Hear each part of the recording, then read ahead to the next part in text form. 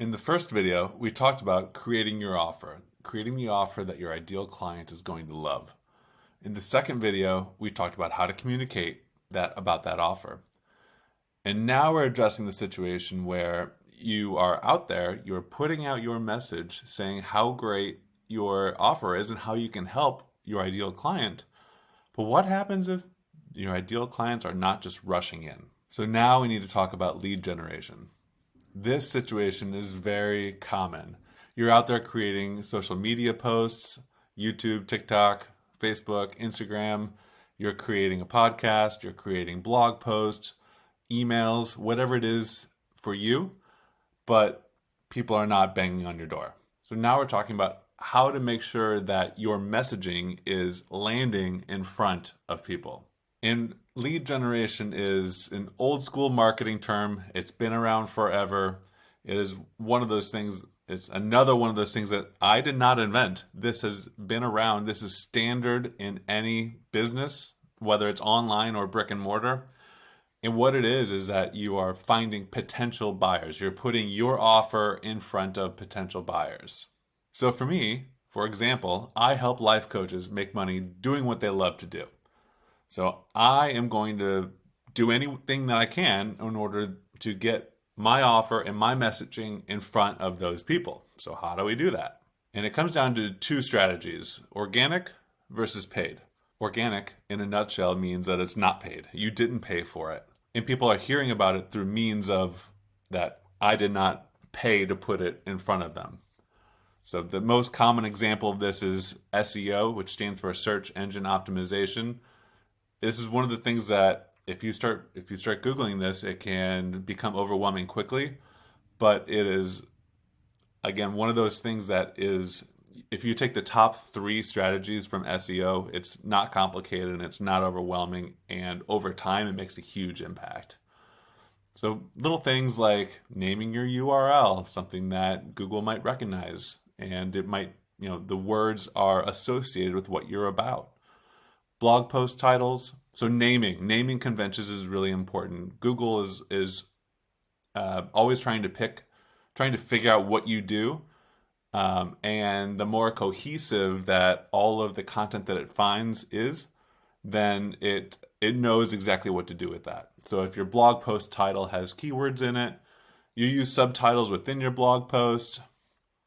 The same is true for podcasts, that each of your episode titles is what the episode is about, and all of the episodes together have a unifying theme which is what your whole podcast is about.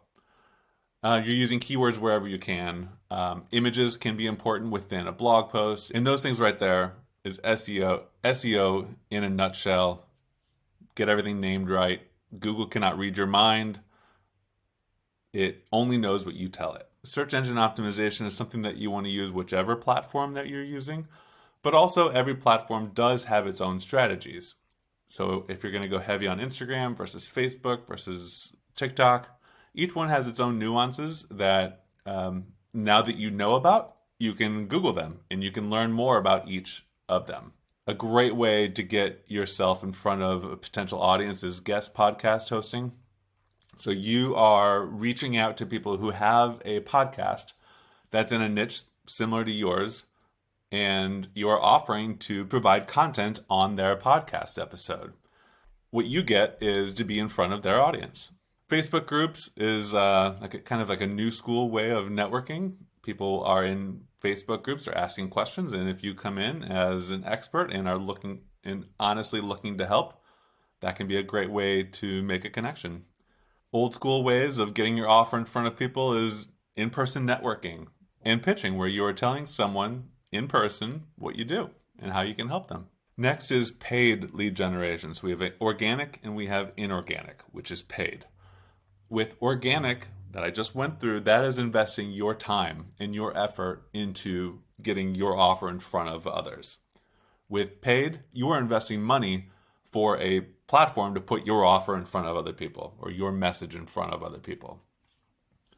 The most common example of this is Facebook ads. Facebook is the most common example of a platform where we can pretty easily, seamlessly put our offer or our message in front of a potential client.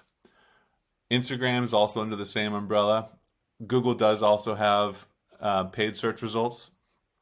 Amazon is out there also, but those are the ones that you'll probably run into most often. For me, I often will have a Facebook ad or two running, and what a potential buyer on Facebook might see is that I'm offering some of my free content. And the message behind that is what I'm saying is, are you someone who is trying to make money as a life coach? If so, I can help. This is exactly what I do. Our goal with lead generation is that we are putting our offer in front of someone who either doesn't know us or doesn't know about our offer, or we need to remind them about our offer. So organic, we're investing time, and paid, with paid lead generation, we're investing money. And usually the best strategy and what I do is that it's a little bit of both. So the content marketing that we talked about in the last video, by publishing that on social media, podcasts, YouTube, and so on, that is lead generation. That is organic lead generation. And that is you investing your time. But what is good to pair with that is some paid advertising where you're investing money. As I mentioned, the most common way to do that is with Facebook ads. One of the beautiful things about running a Facebook ad is that you can start it at a very low dollar amount. So it's pretty common that I'll start an ad at running just $100 or $200 per month, and I can prove if that is either received well or not received well. If it's not received well, then we'd want to make a change to the ad or the offer. If it is received well, then that gives us permission to go ahead and invest more. It's rare that you just want to start out by investing your maximum amount that you can afford. That the beautiful thing about online advertising is that we have the ability to try something and try something again and try something again until we find something that works. And then we can start investing more and more money into that. So even though this is paid lead generation, it does not have to be a lot of money. It does happen from time to time that you could get lucky. You throw something out there and it just goes viral, but that is just not that common. So we want a strategy that is both repeatable and will work in the long term. We want it to be repeatable for two reasons. One is so we can do it once, find success, and then do it over and over again. We also want it to be repeatable because if you put something out there and it isn't received well, you know what you did, you can make a tweak and do it again. And keep going until you find something that does work. And then once you find something that works, you want it to be repeatable so that you can keep doing more and more of it. And then, of course, we want this to work in the long term. Building a life coaching business online is not a get-rich-quick scheme. It can be, but in general, you are building something that is going to be with you for a number of years. And the longer you're in business, the more your business is going to grow, the more profitable it's going to be for you. For me, coming out of college, I was a manufacturing engineer. It was an okay job. I was good at it, but I was always looking at my 401k and at my bank accounts as a countdown timer to when I didn't have to do this anymore. Right now, in this business, teaching life coaches how to build a business around what they love, that's what I love to do. I am looking to build this business that I'm going to be doing for the next number of decades. I fully plan on working until I'm 70 or 80, just because this is what I like to do. So every time that I'm building a strategy, I try to create a process out of it so that I can be repeatable with it, I can experiment, and then I want it to be repeatable so that I can do it long term. So because I want to do this for another 3 or 4 decades, I am not even considering any strategy that could work short term but not long term. I'm only considering strategies that work long term. So in these 3 videos, we've talked about how to create your offer, how to create free content around the offer, and how to put that free content in front of potential buyers. In this last video, we're going to talk about how to put it all together. The goal of this next video is to avoid overwhelm. There is a lot going on, even in a small business. Even if you are the only person in your life coaching business, it can still feel complicated.